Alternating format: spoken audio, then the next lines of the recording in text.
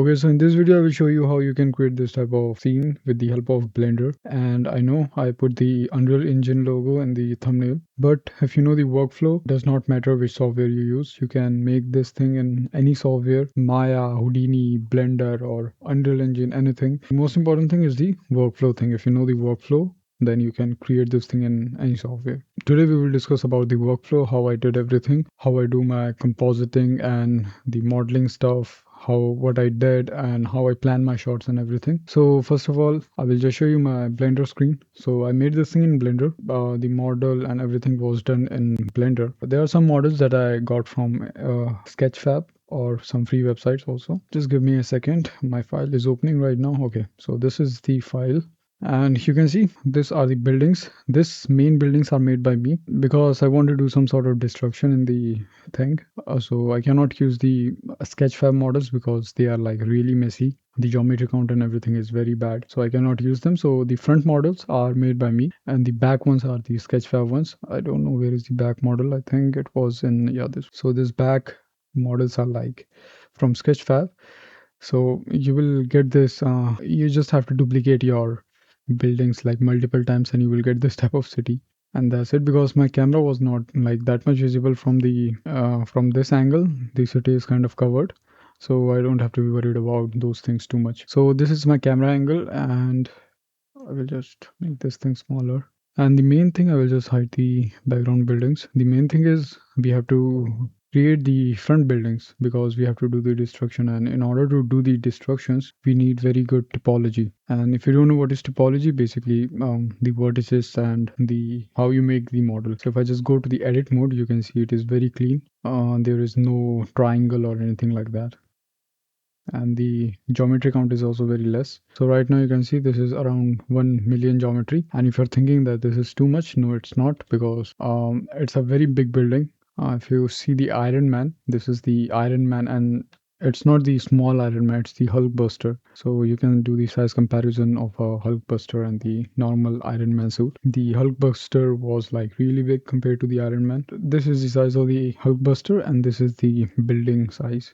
So it's really massive, and this much amount of geometry you at least need for this type of buildings. And you can even go lower than this if you do some optimization tricks, like instead of using array modifier, you can use geometry nodes thing to instance your floors instead of array thing, because array will increase your geometry count. But I was kind of lazy, that's why I was not doing that geometry thing. But yeah, basically that's the thing. You have to be very careful with your geometry count, because in order to do the simulation on that building, you need very good and clean looking geometry in order to do the big scale simulations. Okay, so after that I just make the shot camera moves and everything. I put the character and everything like this, and this is the basic camera move. So after doing this thing, we jumped into Houdini, and I will show you the whole Houdini workflow, what I did. I'm doing all my simulation in Houdini, but you can do it within Blender also with the help of add-on called RBD fracture thing, something like this. It works similar to Houdini thing, but I was just using Houdini, so I don't need that software. But if you're not using Houdini, and that's all right, you can also use that plugin, or you can also do it without any plugin, because Blender also has a inbuilt destruction system that you can use. But for this case I'm just using Houdini, so I will just show you what I did in the Houdini. And the tips that I'm gonna share is kind of work with all the softwares, all the add-ons, the optimization tips that you can apply to any kind of software. It doesn't matter what type of software you are using, you can apply those tips and tricks on anything. Okay, so for the first thing, if you see the video, there is multiple and lots of destruction happening. So I will just try to open the video first, then we will talk about. Okay, so this is the video. And okay, so in the front one, in the shot one, you can see there is some sort of rocks falling down. I don't know if it is visible that much, but yeah, in the first shot there is so many rocks that is kind of coming down, and you can see in the viewport also small pieces of rock. So you can see this is the setup of everything. And basically what I did is, for the small chunks, I don't know if it is visible that much or not, but yeah, in the screen you can see. Let me see if I can use some of the, yeah, this is a tool that I have. Okay, so you can see there we have some small debris over here. These small chunks are simulated separately, and then we have this large rocks piece. And the tip number one is do not simulate everything at once. Simulate parts separately. So for the small debris, I simulated everything separately. For the medium size rocks, I simulated everything separately. And then the dust also I simulate separately and all those things. So this is the tip number one. Do not try to simulate everything at once. Try to split up and then simulate. So it will be kind of easier for your computer to handle all those things. So this is the large debris one. So first I just import my model. So you can see this is the model. And then I just do some pack thing and this type of stuff is not necessary. So right now you can see there is a grid over there. So I am emitting my rocks from this top grid area. I'm just adding some mountain nodes, some scatter to give some point like this. So my all the debris and everything is coming from this area. It is not coming from the main building. So it is not visible in the camera. So I just think that I will just do it like this. So then there is some attribute noise. I cannot go too much detail into this type of things because they are like really, it will take very long time to explain everything. But if you're interested in this type of things and if you want to learn, then let me know. I will definitely make separate videos for these things. You can see there after that I just cache everything, and this is the small rocks. It's not small, large one. So these are the large pieces and this is simulated. Similarly, I did the same thing for the small debris.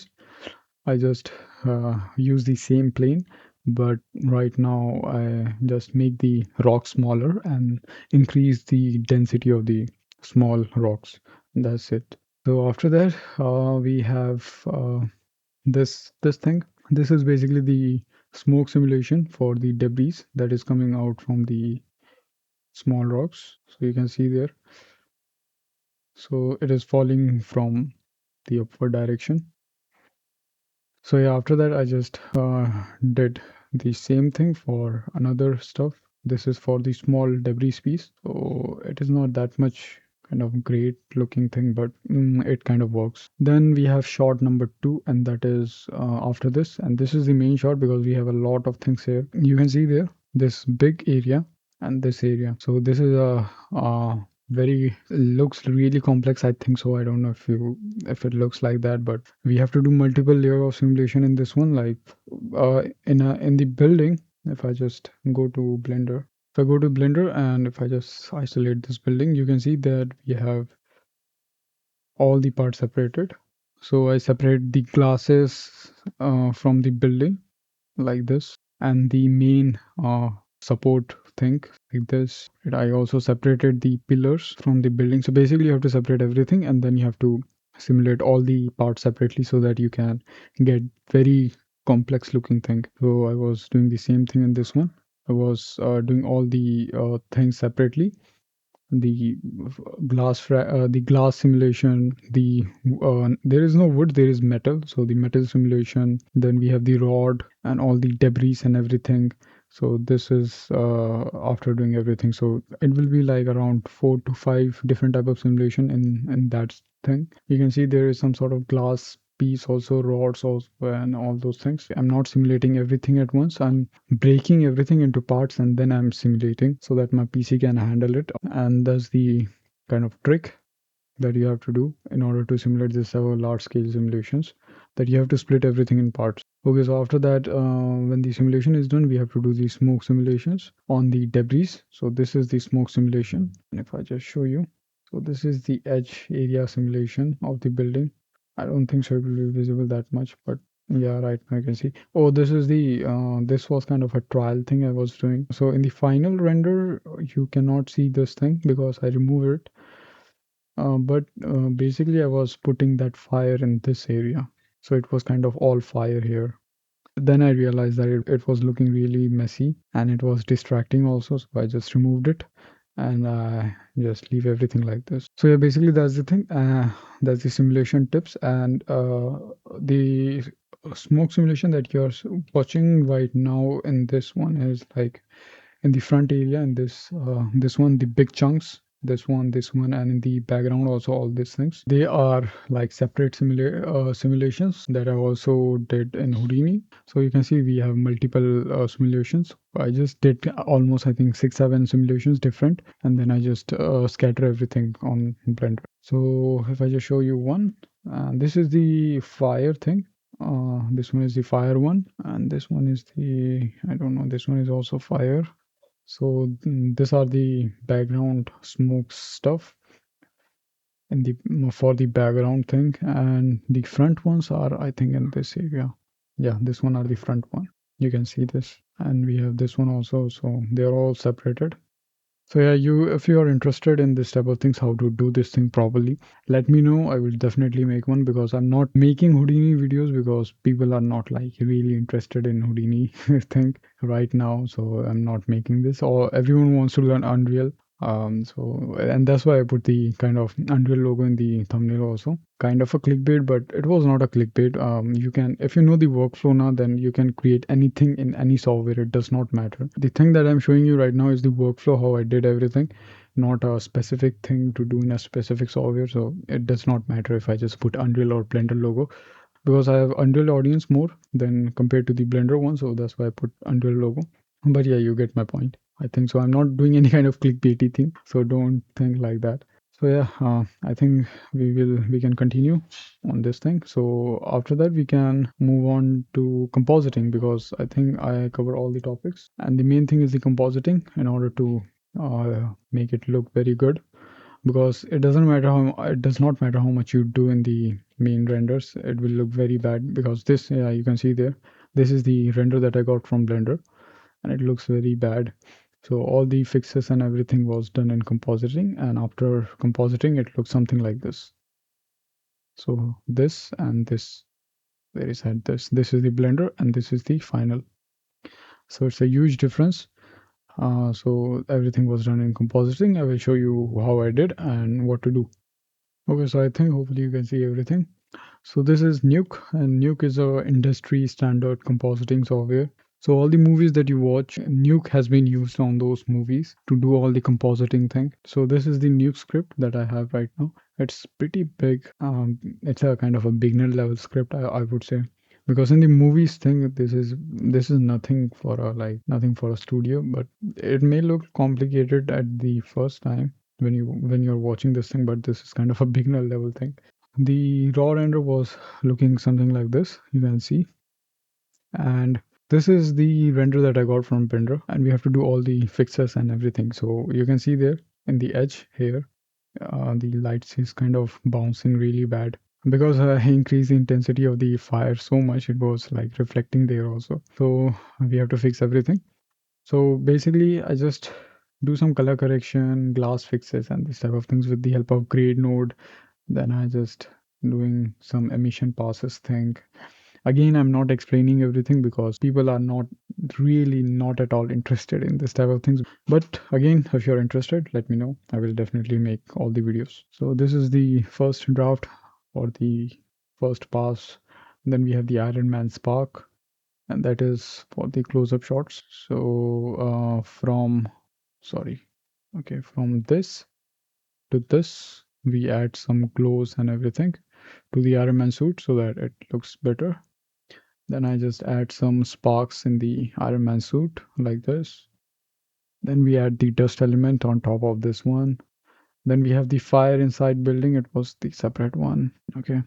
So in this area, you will see that I'm adding fire inside the buildings. Then we have this spark inside buildings. Then we have, this is the same thing. Then we have explosions. You can see there in this area. So explosion is also kind of happening in the building there. So this type of things, I'm not doing these things in Blender, because it's really hard to match the timing, and my viewport was like really laggy on that time, and it's better to do this type of things in compositing, because it's kind of a real time thing. Not absolute real time, but you can still preview everything in almost real time. You can see this is loading very fast.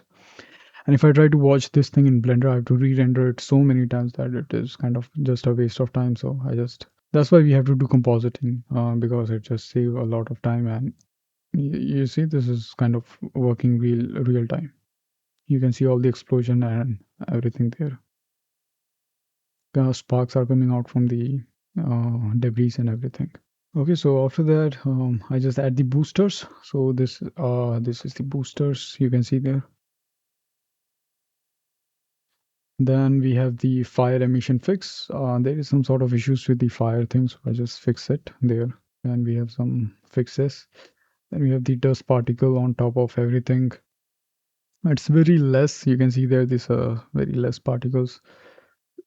If I just show you the particle thing, this is the dust particle, and I just merge everything on top of the main render. Then we have embers, and embers are like this ones. You can see. So basically, this is the particle system of Blender. I just did a particle simulation, and then I export it. Then I render it, and then I just put this thing in there. After that, we have this ash thing. Ash, the small particles. I don't know if it is visible that much, but you can see there the flying particles. This ones. So these are simulated also in Blender. Then I add fog just to add some realism. Then I add some lens effects and everything. And after that, it looks something like this. So right now, this is the base render. And after doing all the color grading and everything, it was looking something like